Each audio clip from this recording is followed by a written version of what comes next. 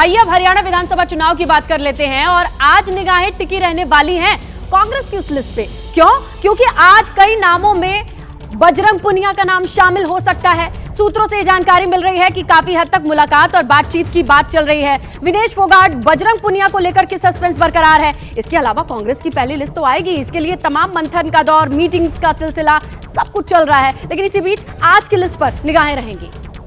और देखिए, हरियाणा में बीजेपी की ओर से 67 उम्मीदवारों की सूची आई और इस सूची को लेकर के जाहिर सी तौर पर उम्मीदवारों में कौन सी सीट किसे मिले हैं, कितने नेताओं के पुत्र पुत्रियों को मौका मिला है, किसकी टिकट कटी है, ये तमाम कवायद आज के दिन भी जारी रहेगी। तो हरियाणा में बीजेपी की ओर से पहली लिस्ट, जहां 90 में से 67 नाम तो क्लियर हो गए हैं, बाकी की सीटों पर अभी भी मंथन का दौर चल रहा है। लेकिन आज का हाईलाइट रहेगा, आज जिन लोगों का नाम सामने आया है, क्या समीकरण देख के उन्हें मौका दिया गया है। और देखिए, जिस तरीके से बीजेपी की पहली लिस्ट सामने आई, कई लोगों को उम्मीद थी कि टिकट मिलेगी, और लेकिन उन बड़े नेताओं का नाम शामिल नहीं है। और उसके बाद आप समझ सकते हैं, वही कहानी, घमासान, विरोध के सुर और कई तरीके की ऐसी तस्वीरें भी कल से बनने लगी हैं। ऐसे में आज की लिस्ट को लेकर के 3 मंत्रियों का टिकट कटा है। अब देखना है कि किस तरीके से उनके समर्थकों का सामने आना होगा। 9 विधायकों का भी पत्ता साफ किया गया है।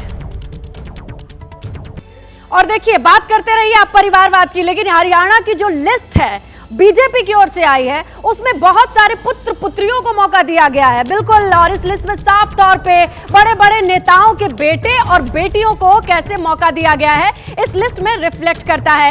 ऐसे में कई बड़े नाम शामिल हैं। परिवारवाद का बोलबाला भी कहा जा सकता है। आज देखना होगा 5 नेताओं के जो बेटे बेटियों का नाम सामने आया है, उसे लेकर के क्या कांग्रेस आवाज उठाएगी। लेकिन फिलहाल बिना किसी केयर के, बिना किसी चिंता के, बस जिताऊ कैंडिडेट देखने के नाम पर 5 नेताओं के बेटे बेटियों को मौका दिया गया है। और अगली कैटेगरी है बीजेपी के इस लिस्ट में उन नेताओं की जिन्होंने पार्टी छोड़ करके सही टाइम पे बीजेपी का दामन थामा, तो उनके ऊपर इनामों की बारिश तो बनती है। ऐसे में किन किन लोगों को टिकट मिला है, उसकी डिटेल्स आपके सामने रखेंगे। जो इनेलो से आए हैं, दूसरे पार्टी से आए, कांग्रेस से बहुत सारे बड़ी संख्या में बीजेपी ज्वाइन करने वाले नेताओं को रिवॉर्ड के तौर पर टिकट मिली है।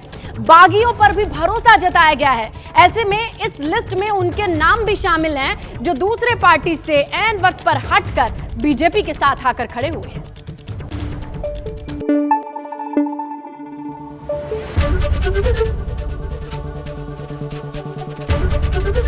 एबीपी न्यूज आपको रखे आगे।